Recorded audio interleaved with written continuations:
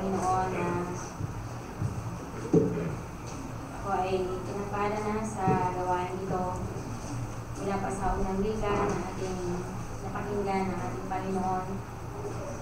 At hanggang sa mga oras na ito ay punong-puno na ng pagpapala ang ating puso. Salamat sa Kanya na mayroon siyang 7 wika na patuloy nating inaalala at patuloy tayong nare-remind sa ginawa ng ating Panginoon. Isang magandang bagay na alalahanin natin ang bagay na to dahil sa masigit natin makikita yung ating kawalang kaya sa harapan ng Diyos.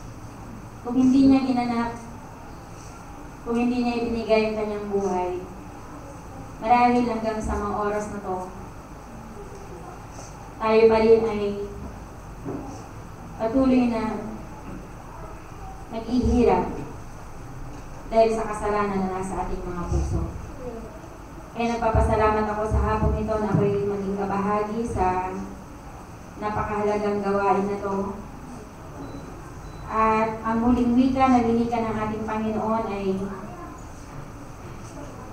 matatagpuan dito sa Lucas chapter 23. Basahin natin dito sa verse 44, 45 at 46. At sinabi niya sa kanya, dito sa verse 44, at nang mga oras na ika-6 na, ay nagdilim na sa ibabaw ng buong lupa, hanggang sa oras ng ika-9.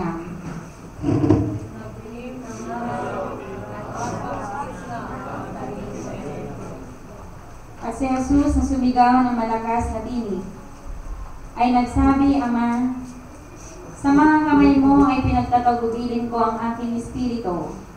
At pagkasabi nito ay nalagot ang hininga. Tayo dumalangin, hilingin natin sa pangunguna ni Brother Rudy. Panginoon na makapangyarihan, ibigin po sa lahat. Salamat po, Ama, sa kami sa huling wika na inyong pinambit sa Krus ng Kalbaryo.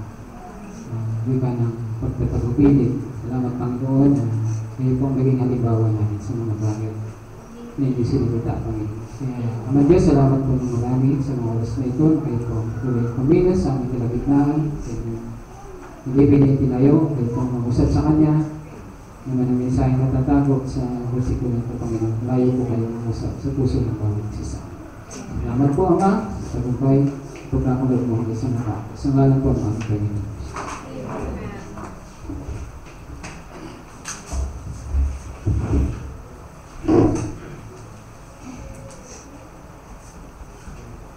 The word of committal. Ang pagbitong wika ng ating Panginoon, mga minamahal. Sabi nga ito ay direkta ng ating Panginoong Jesucristo sa kanyang Ama. It is directed to the Father. Sinabi niya, into thy hands I commend my spirit. Ano bang ibig sabihin ng commend? Ipinagtatagubilin. It means entrusted. Ipinagkatiwala niya. At ano yung kanyang ipinagkatiwala sa Ama? Walang iba kundi yung kanyang spirito. Nung ika-6 na oras or for almost 6 hours. 6 na oras ng ating Panginoong Jesucristo ay naroon doon sa krus ng Kalbaryo na nakabayubay. 3 oras nilalait siya, sinasaktan siya, at kung hindi natin lubos na ma-imagine kung anong itsura ng ating Panginoon sa mga oras na yon. Maaring yung 6 na oras na yon, yung kanyang katawan ay wala ng lakas. Sa katotohanan, yung pang-anim na wika niya, sinabi niya doon naganap na. Akala ng sabi ni John naganap na. Pero meron pa pala pang huling wika. Para ma-complete yung 7 wika, ito nga kay Lucas, meron pa siyang huling sinambitla. Naroon yung ipinagtagubilin niya, yung kanyang espiritu sa ating Diyos, Ama.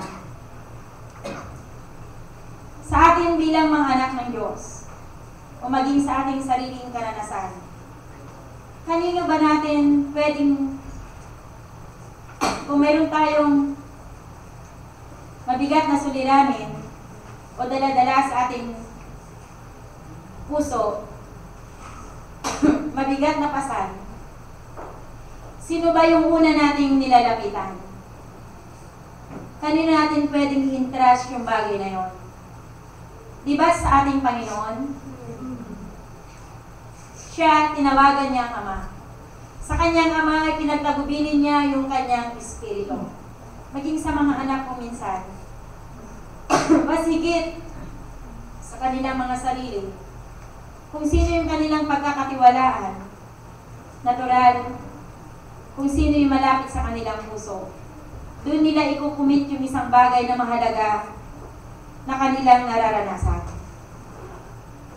At nung ikasyam na oras, 3 o'clock in the afternoon, about the same time,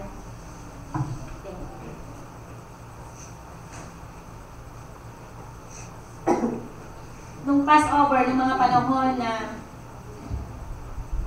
sila ay nag-aalay sa Paskwa, yung mga Israelita, mga Hudyo.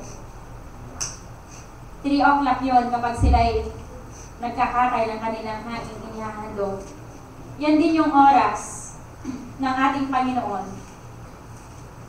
ay nalagutan ng hininga doon sa krus ng Kalbaryo. 3 o'clock.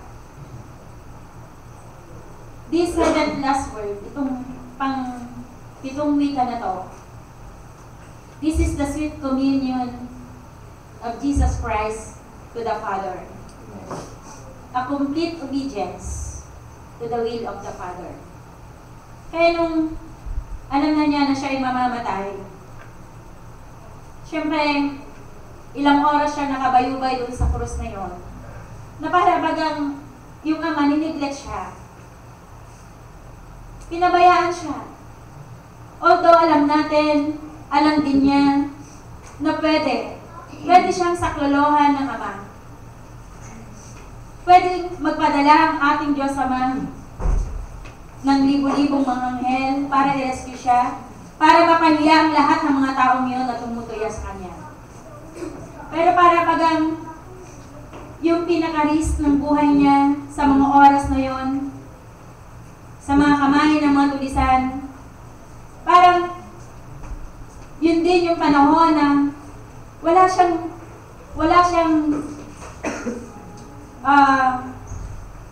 nakamit, wala siyang natanggap na anumang rescue sa kanyang Ama. Di po ba? Hindi siya sinaklolohan. Pinabayaan siya. Tiniis siya na naghihirap ng mga oras na yon. Kaya ang ating Panginoong Jesucristo, Jesus, the Lamb of God, malinis siya. Wala siyang kasalanan. Malinis yung kanyang puso. Hanggang sa pagkabayubay niya dun sa krus, punong-puno pa rin siya ng pag-ibig. Kaya hindi siya nasumpungan ng anumang daya, ng anumang kapaitan sa kanyang puso. Alam niya na pinabayaan siya ng kanyang Ama, pero dahil sa ibig din niya, full obedience, kanyang pagsunod sa ating Diyos Ama, hindi siya nagkaroon ng mapait na damdamin, kundi sinabi pa rin niya sa Diyos Ama, into thy hands. Ama ko, sabi niya, sa iyo ipinagtatagubilin ko ang aking espiritu. Mga minamahal, what to commit to the Lord? Ano ba yung ikukommit natin sa ating Diyos? Our spirit, ang ating kaluluwa. Alam po ninyo, the most precious possession ang pinakamahalagang posesyon na mayroon tayo ngayon, walang iba kundi yung ating kaluluwa. We are twofold being. We have body and soul. At yung kaluluwang iyan ay napakahalaga sa harapan ng ating Panginoon.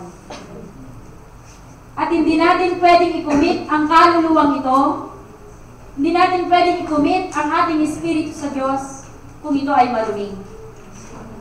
We must have a cleansed heart. Kinakailangan mayroon tayong malinis na puso sa mga oras na ito upang malaya nating madalaginan ang Ama na Panginoon, naririto ako, ikinukumit ko ang aking buhay sa iyo. Dahil hindi ka pwedeng mag-commit sa Diyos kung marumi ang iyong kaisipan, kung marumi ang iyong puso sa mga oras na to. Maaring tayo, mahihiya tayong lumapit sa ating Diyos. Maaring tayo kahit sa panalangin, kung mayroon tayong mahigpit na pangangailangan sa Diyos, hindi tayo makakalapit sa Kanya na Diyos, Panginoon ko, tulungan mo ako, samahan mo ako. Hindi tayo makakalapit sa Kanya. Kaya kinakailangan tayo mayroong pure heart. Kinakailangan mayroong malinis na puso. At kung hindi ka pa nakaranas sa mga oras na ito, hanggang sa mga oras na ito, mula sa unang wika ng ating Panginoon, the word of forgiveness, hindi mo rin kayang i-commit ang iyong buhay sa Diyos. Kaya mga minamahal, hindi natin kailanman maikukumit sa ating Panginoon ang lahat ng ating mga ginagawa unless ng ating puso ay nilinis na ng mahal na dugo ng ating Panginoon. The precious blood of Jesus na naghuhugas ng kasalanan, na alam ko yun ang ginawa niya sa iyo at sa akin sa mga oras na to. Mula nung lumapit tayo sa pagsisisi sa ating mga kasalanan. Si Kristo, sinunod niya ang kalooban ng Ama hanggang sa huling sandali ng kanyang buhay. Sa pinakamahirap na yugto ng kanyang buhay. Noong mga panahon, na isinigaw niya, nauuhaw ako, hindi iyon ang kanyang kinauuhawan. Hindi tubig na literal, mga minamahal, o maaari. Subalit higit niyang kinauuhawan yun. Yung ating narinig kanina. Even it, sabi nga, it cost him death. Sobrang sakit na kanyang naranasan. He was forsaken. Pero makita natin na patuloy pa rin niya ginanap ang kalooban ng Diyos Ama. At alam po ninyo, bilang mga Kristiyano, si Kristo, naganap na niya yung kanyang mission. Ano yung mission ng ating Panginoon? Ang mission niya, ibigay niya ang pusa. Ibinigay niya buong-buo ang kanyang buhay para sa iyo at para sa akin. Naganap niya yon sa krus ng Kalbaryo. Yun yung kanyang mission. Naganap na ng ating Panginoon. Ano naman ngayon ang mission natin sa sanglibutang ito? Mga minamahal, anong mission mo? Niligtas tayo ng ating Panginoon to serve, upang maglingkod. Ano ngayon ang gamit? If you are saved for many long years in your life, in your Christian life, anong kabuluhan yung bagay na yon? Kung tayo ay naligtas mula sa kasalanan, na-enjoy natin yung ating pagkaligtas, naranasan natin ang buong kapayapaan sa ating mga kaluluwa, sa ating buhay, nagkaroon tayo ng pag-asa, the joy of salvation ay nandito sa ating mga puso. Nararanasan natin hanggang sa mga oras na ito, if you are not serving. Kapag hindi tayo naglilingkod, hindi natin tinupad yung misyon na tinawag sa atin ng ating Panginoon, walang kabuluhan ng ating pagkaligtas, mga minamahal. Kaya nga, inaalala natin yung bagay na to, yung sakripisyo ng ating Panginoon. Upang sa ating buhay na to, sa ating mga sakripisyong ginagawa, ay lagi nating maalala siya. Panginoon, itong ginagawa ko ngayon, konting sakripisyo lang. Di po ba? Bilang mga Kristyano, mayroon tayong mga sakripisyo lang. Maari yung ating oras, maari yung ating talino, maaari yung ating pera, yung mga panahon na ginugugol natin sa ating pagsamba sa ating Panginoon, yan ay sakripisyo sa Diyos na dapat nating ganapin bilang mga Kristyano. We have a mission to accomplish. At lahat ng mga mission na yan, mga minamahal, kinakailangan natin i-commit sa Diyos. Committed ka sa Panginoon. Dahil kapag hindi natin ikinumit ang bagay na to, mga minamahal, walang kabuluhan yung ating paglilingkod. Commitment. Nasubukan nyo na bang makipag-commit? Ano ba yung commitment?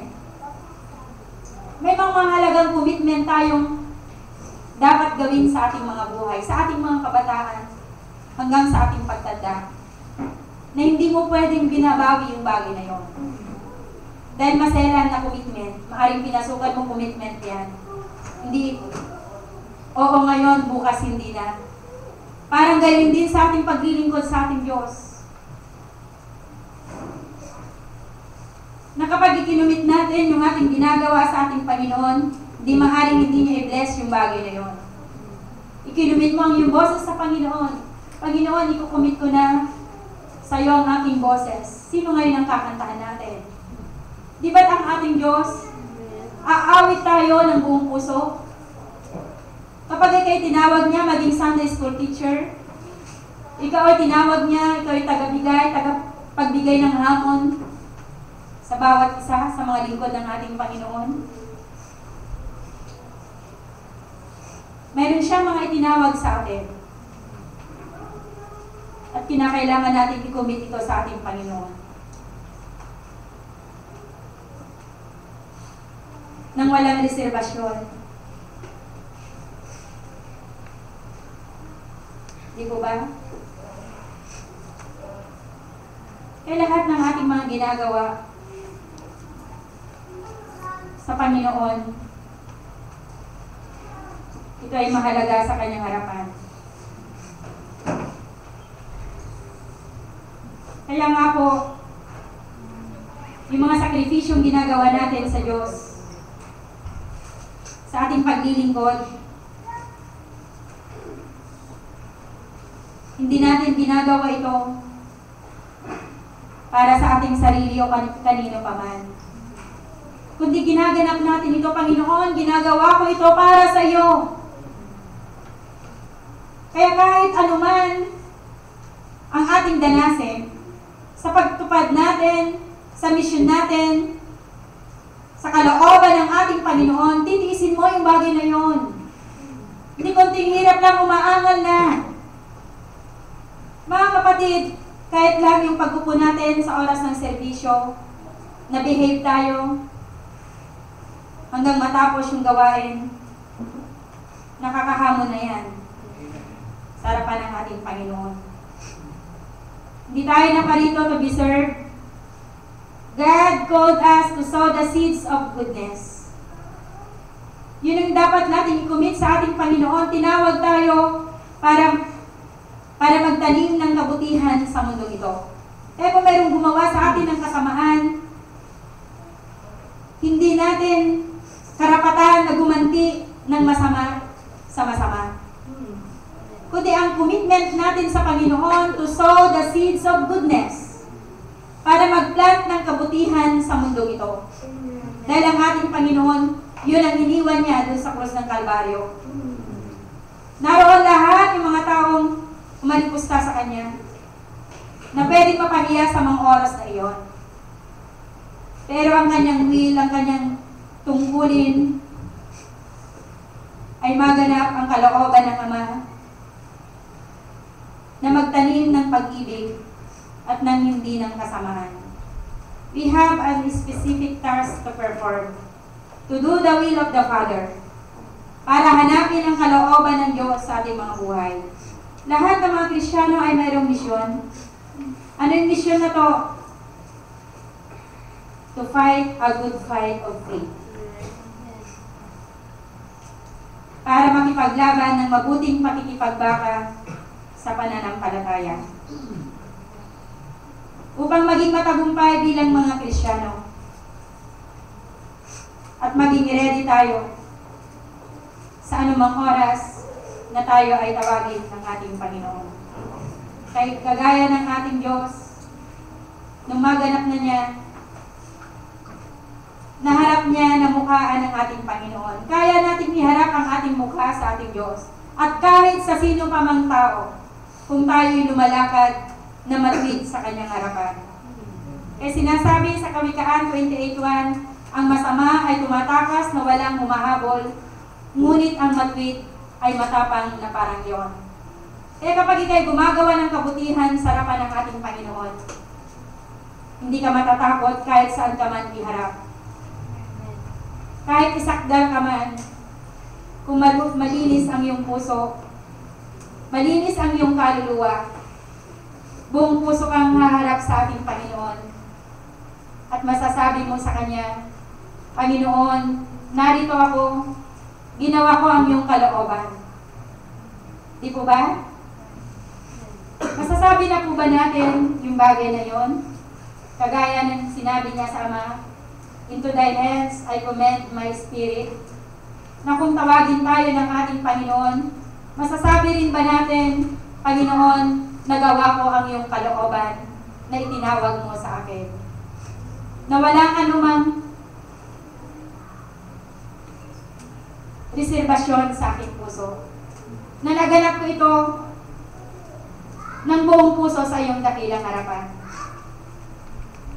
Kaya nga po dito, ibig ng ating Panginoon na mamuhay tayo nagtatagumpay. Upang sa pagtatagumpay na yon ay makaharap tayo sa kanyang dakilang harapan. We will entrust our spirit to God. Bravely. Without any shame. Na hindi tayo napapahiya. Kundi makikita nating mukhaan ang ating Panginoon. Yan po yung panguling wika ng ating Panginoon. At tayong lahat po ay tumayo na, tayo dumalangin.